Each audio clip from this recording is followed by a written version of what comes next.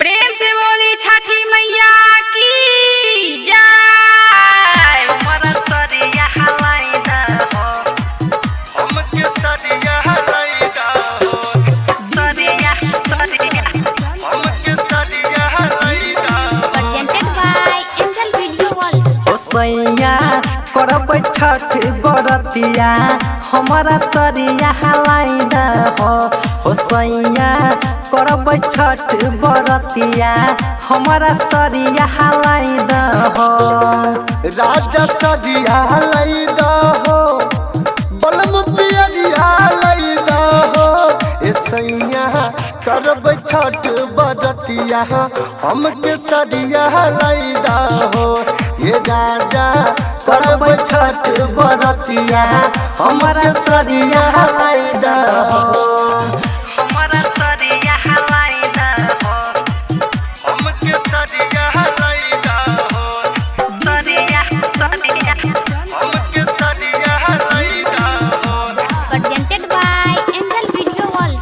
बनाई द नदी किनारे घाट वही जे करबै पूजा पाठ हो। सैया करबै पूजा पाठ सैया हो। बनाई दो नदी किनारे घाट वही जे करब पूजा पाठ। हे राजा करब पूजा पाठ राजा हो। त अरग देबै हम भोर हरिया हमके सरिया हलाई हो। ए राजा करब छठ बरतिया हमारा सरिया हलाई लाइदना हमारा सरिया हलाई हमके सरिया हलाइदा हो, सरिया हमके सरिया हलाइदा हो। Presented by Angel Video World।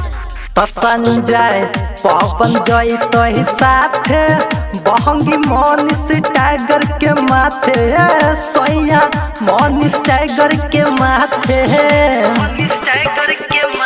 तो संजय पवन जैत ही साथे बहंगी मनीष टाइगर के माथे। बलम हो मनीष टाइगर के माथे। तो पैदल चलत जाइब डगरिया बलम सरिया हलाइदा हो। हे राजा जी करब छठ बरतिया हमारा सरिया हलाई हो। Presented by Angel Video World।